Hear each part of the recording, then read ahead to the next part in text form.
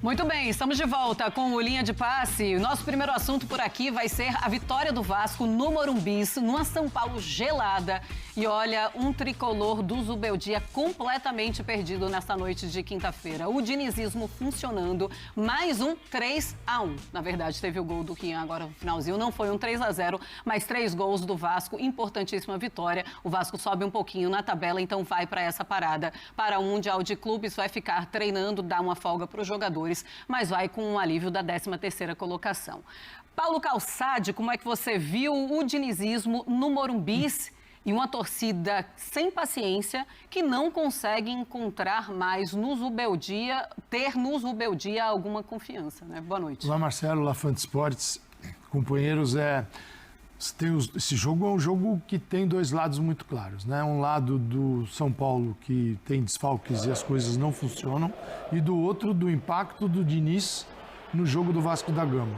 Porque se o Vasco não teve mudanças radicais, estou falando de elenco, com a chegada do Diniz, ele tem um outro comportamento. Então, o que se viu em campo hoje, assim, para mim, o que eu tiro do jogo, além de falhas, né, também tem isso, a segurança do Vasco, como há muito não se via para jogar uma partida de futebol. Uma equipe mais confiante, com mais segurança e com mudanças de comportamentos que são gerados onde o Diniz a equipe que ele treina, ela assume características que ela não tinha, certamente, como posse de bola, e a gente viu um Vasco também muito organizado, taticamente, sem a bola. Por exemplo, era normal ver, assim, atrás da linha da bola, inclusive o Verratti. E geralmente é o centroavante que fica empurrando a defesa contrária, que prende os zagueiros, mas o sentido de urgência, a necessidade do Vasco, que abre o placar, e é importante todos participarem para manter o placar em vantagem. Então a gente viu um comportamento do Vasco, sim, extraordinário, excelente, que gerou a vitória. E aí tem o lado de São Paulo. O lado de São Paulo que falhou demais e faltam jogadores muito importantes para a equipe, né? Você não tem o Lucas, não tem o Caleri, não tem o Oscar, não tem o Ferreirinha. Então são caras que quando você tira da equipe, ela sente, mas ninguém vai levar isso em conta. Nesse momento está na conta do Zubeldia e no momento que o São Paulo entra neste período que todos os clubes vão ter para se preparar para o retorno. E o retorno vai ser com o Zubeldia, eu sei. Vamos ver. Sei. Vamos ver, porque a torcida não tem mais paciência para o Zubeldia. O Zubeldia não consegue encontrar soluções, mesmo com todos esses jogadores que desfalcam o São Paulo, e é claro que são jogadores muito importantes. Foram 10 dias de data FIFA, ele poderia ter encontrado algumas soluções, mas quem encontrou solução para o Vasco foi o Diniz. O Diniz, com uma super apresentação, mais um bom jogo do Vasco, é importante falar, são 7 jogos, ele tem 3 vitórias, mas 3 vitórias muito convincentes. E agora o São Paulo vai com esse gosto amargo de 2 derrotas no Campeonato Brasileiro. O Vasco não tem nada a ver com isso, vai lá, faz uma ótima partida e deixa seus torcedores muito felizes com aquela esperança de fazer um bom Campeonato Brasileiro. Fala, Breiler Pires, tudo bem? Boa noite. Tudo bem, Marcela, boa noite para você, para os companheiros.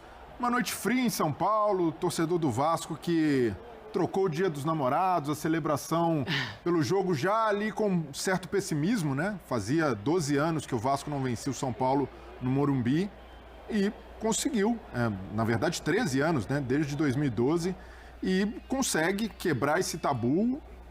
Começou o jogo meio perdido, demorou a se encontrar na partida, mas depois dos 15 minutos, quando a marcação encaixou, a saída de bola passou a funcionar, o Vasco foi muito superior, foi um passeio do Vasco no Morumbi. Tem o gol ali no finalzinho do Rian Francisco, mas o Vasco poderia ter goleado por mais, pelas oportunidades que criou, pela maneira como foi agressivo.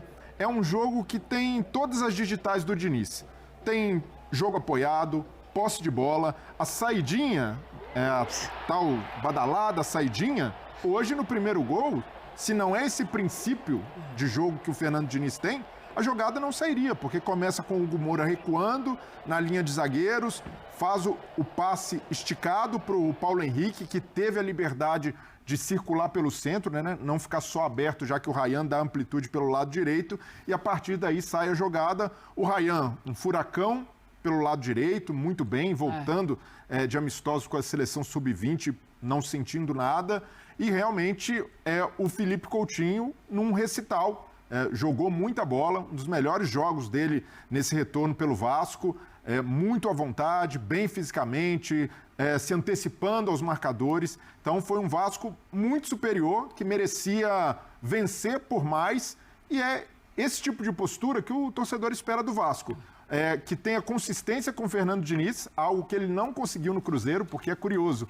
É uma marca do Fernando Diniz ter um primeiro impacto muito marcante nos seus times. E no Cruzeiro foi a exceção, porque ali o trabalho não aconteceu. E no Vasco isso acontece novamente, 7 jogos.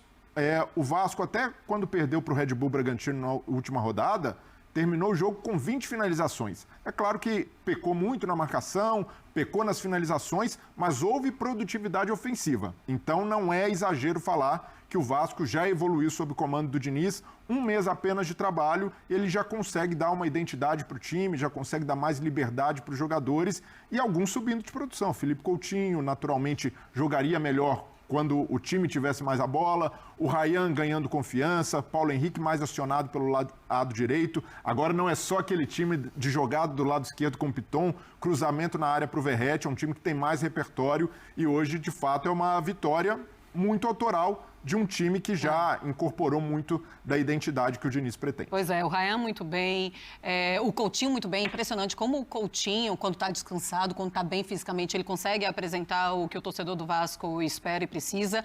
E a saidinha do Diniz sem dar susto também, porque é isso também uma crítica e muitas vezes se imaginava ou se pensava, será que vai dar para ser o Diniz com esse time do Vasco? Ele está provando que sim, Jean. Pois é, boa noite, Marcelo. Boa noite para todos. Eu acho assim, primeiro que a gente pode até apontar as falhas individuais, os erros que o São Paulo cometeu, mas a gente não pode cair no erro de querer atribuir a estas falhas individuais a vitória do Vasco. Porque a vitória do Vasco é muito mérito do que o Vasco jogou. Se você tirar ali os 10 minutos do primeiro tempo, talvez os 10 minutos do segundo tempo, o Vasco foi melhor o tempo todo. Como disse o Breiler, o Vasco poderia ter vencido por mais. E me chama a atenção que, embora o Vasco tenha tido, sim, todos os conceitos que são considerados os conceitos do Fernando Diniz, ele foi além disso, né? Acho que, primeiro, a marcação foi uma marcação com muitos jogadores atrás da linha da bola, foi um time sempre muito atento, um time muito concentrado, não é uma marcação fácil, né? Essa marcação individual que o Vasco faz em vários momentos do jogo, é um Vasco que foi muito vertical e isso não é um conceito do Fernando Diniz, né? A gente sempre imagina, o conceito do Diniz é o quê? É aquela troca de passe horizontal, de um lado para o outro, esperando o momento, uma triangulação para você invadir a área. Não. A gente viu o Vasco criar várias chances e fazer gols, inclusive, com a verticalidade, né? Saindo realmente de maneira muito objetiva e direta, às vezes com as linhas bem baixas e a partir dali saindo para fazer gols ou criar chances. Então, para mim, assim, acima de tudo tem o mérito do Vasco e tem o mérito do Fernando Diniz. Eu acho que os times do Diniz é isso. Quando eles ganham, quando eles perdem, tem a marca dele em geral. É um cara que é autoral, quer dizer, é um cara que você percebe como ele trabalha, o quanto tem de trabalho dele na maneira como seus times jogam. E hoje isso foi completamente positivo para o Vasco. Então, para mim, antes de falar dos deméritos do São Paulo, que não são poucos, a gente tem que falar dos méritos do Vasco, né? O Vasco fez uma grande partida, venceu por 3-1 e poderia ter vencido por mais. Em relação ao São Paulo, a gente tem que destacar as falhas individuais, que não foram poucas, né? Todo mundo errando lá atrás. O Rafael, essa coisa, né? Ele alterna grandes defesas com falhas em gols. É quase que uma característica que a gente tem visto nos últimos tempos do goleiro do São Paulo, Arboleda e vários outros jogadores saindo errado também lá atrás, concedendo chances.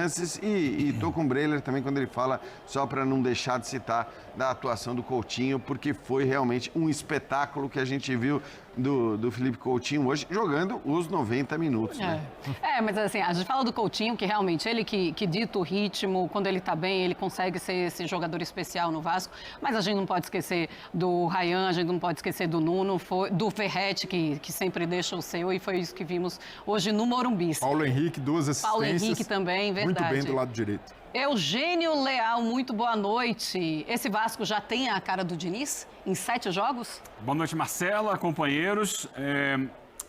Tem a cara de um trabalho do Diniz que, como o Jean destacava aqui, não é exatamente igual ao trabalho do Diniz, por exemplo, que é o que ficou mais marcado, do Fluminense campeão da Libertadores. E eu acho esse o grande mérito, porque é um Diniz que chega com um grupo tecnicamente limitado, com um grupo muito curto, são poucas as opções razoáveis que ele tem no banco de reservas, com pouco tempo de trabalho, e é claro que para o jogo de hoje teve a data FIFA para poder treinar um pouco mais, só que antes disso ele já tinha dado sinais de uma melhor organização no time, desde o primeiro jogo, né, a gente pontuava que ele propõe lá contra o Lanús, que foi a estreia dele, em alguns momentos a famosa saída de jogo com o goleiro, mas já era uma saída de jogo mais organizada do que fazia o time do Felipe, que foi o antecessor dele por alguns jogos de forma interina. Você já sentia ali no primeiro jogo, com 2 dias de trabalho, que ele já tinha conseguido fazer os jogadores entenderem um pouco melhor essa organização. E até que o do Carille, né? Que ficou mais tempo, Sim. Mas também não tinha uma saída tão apoiada. E ele consegue, já naquele jogo também, fazer os jogadores entenderem que não precisava fazer sempre aquela saída. E várias vezes o goleiro saía fazendo a ligação direta, porque o time não estava pronto ainda. Hoje, o Vasco consegue os seus primeiros pontos fora de casa nesse Campeonato Brasileiro. Ele tinha perdido todos os jogos até aqui. Consegue os 3 primeiros pontos. E eu estava pegando os números quando justamente o Jean falou sobre isso. Um dado interessante é que o Vasco teve, nessa rodada, na noite de hoje, o segundo menor volume de ações com bola no terço ofensivo. Da intermediária para o gol. Apenas 20,7%. Abaixo do Vasco hoje só o Santos, que foi 13%. E o Vasco não teve a maior parte da posse de bola, teve 49%. Ali, né? Ali, mas não teve mais, que é uma característica do Diniz. Sim, porque no primeiro tempo também já não tinha, né? O time do Diniz normalmente tem algo que beira 60% de posse de bola. É um time que controla o jogo a partir disso. Então, é interessante ver que ele está conseguindo adaptar um pouco ao que ele tem.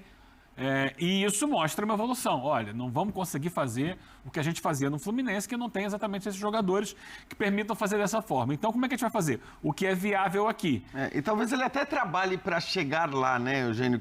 Ok, ele gosta mais, mas... Para se aproximar, talvez. Isso, para se aproximar. Mas eu acho que, assim, o legal é isso. E a gente já vê essa característica no trabalho do Diniz já há um bom tempo.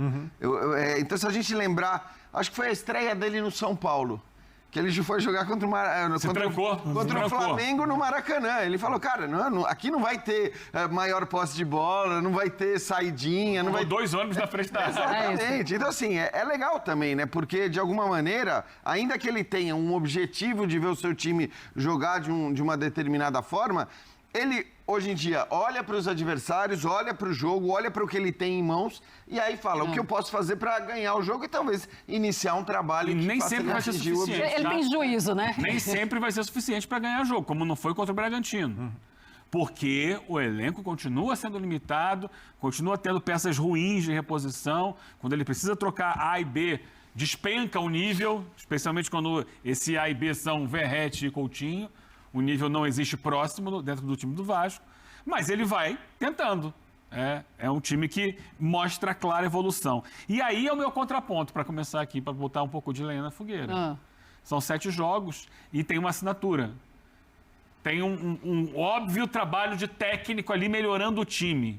Hoje foi o melhor jogo do Vasco. Tem do jogo do Fortaleza também, mas você preferiu o jogo de hoje?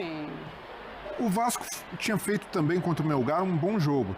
3-0, o Felipe Coutinho também foi bem. O Fortaleza também foi 3-0. Fortaleza 3-0, mas esse foi um jogo com mais repertório do Vasco. O Vasco alternando, porque o Jean destacou essa verticalidade do time, mas também teve ali algo que o Diniz aprecia muito, que é uma saída tranquila, por isso que o Vasco demorou a entrar no jogo. Estava ali meio ansioso, o passe não estava saindo, não estava conseguindo fazer esse jogo mais apoiado. E quando a saída de bola passa a funcionar, é que o Vasco começa a jogar melhor. E aí tem o Zubeldia, para mim, faz uma mexida no segundo tempo que não melhora o time, até ele coloca o Dineno no lugar do Luca. E o Luca, queira ou não, por mais jovem que seja, pela característica, é jogador de velocidade, é jogador que dá dinâmica pelo lado. Ele acaba ficando com 2 centroavantes que povoaram a área, mas não teve gente para carregar a bola até lá.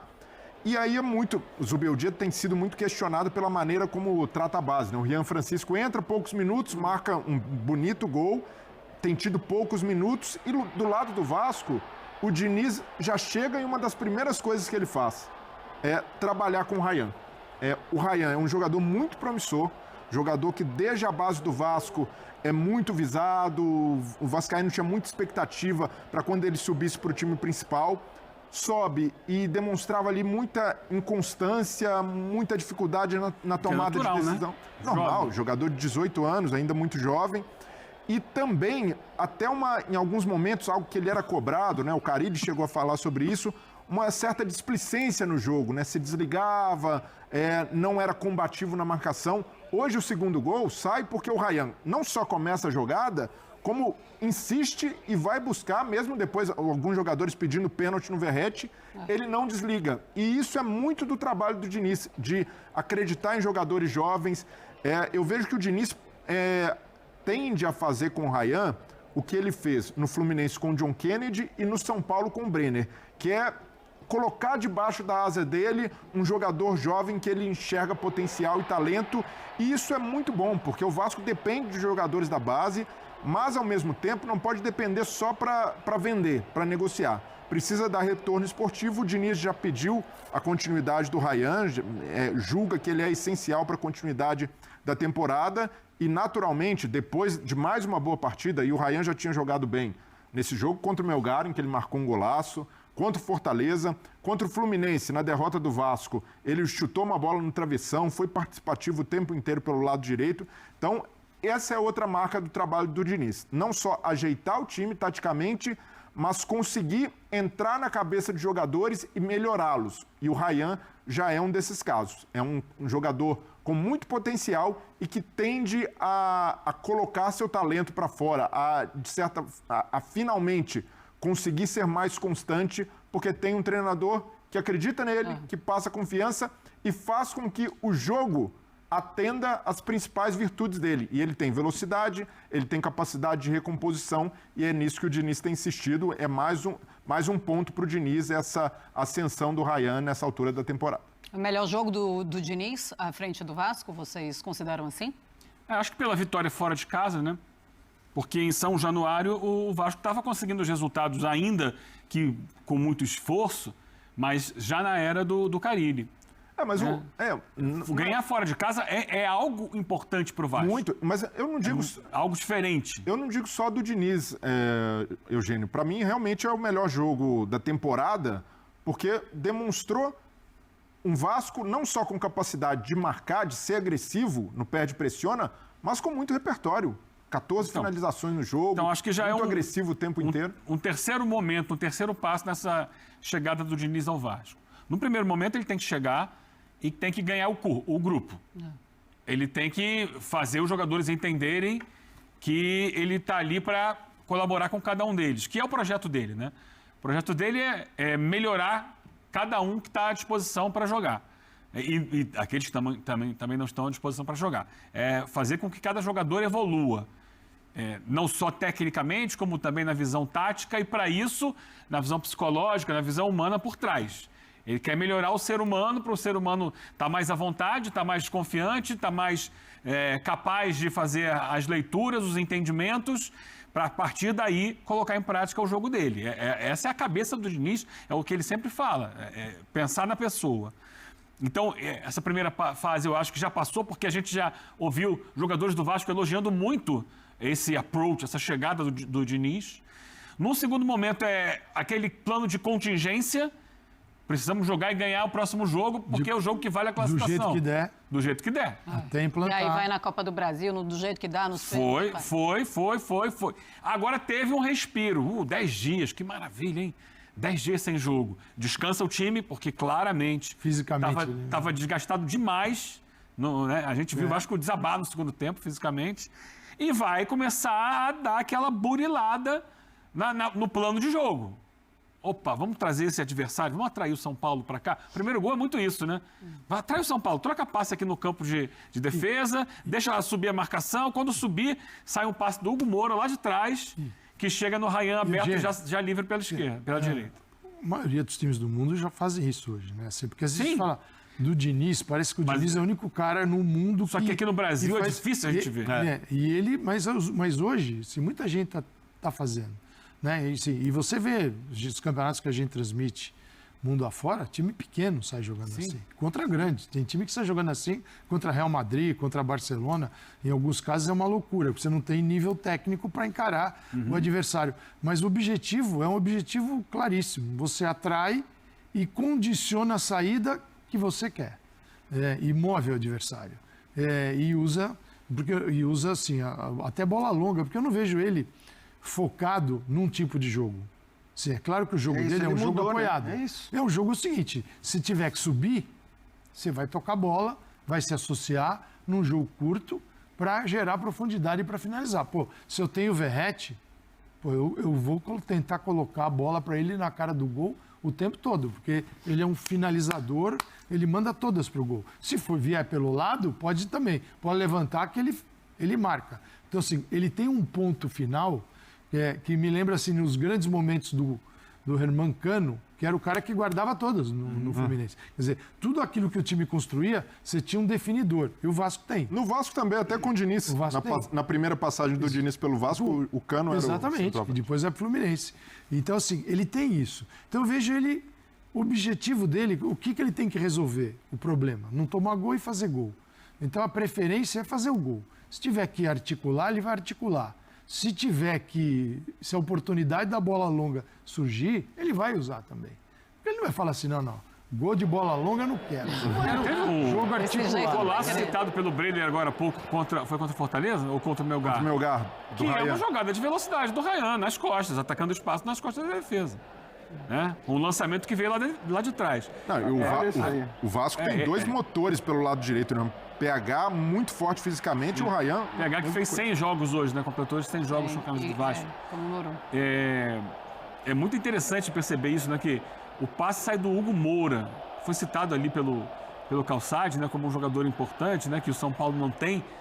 Mas que até a chegada do Diniz no Vasco não conseguia acertar esse tipo de passe.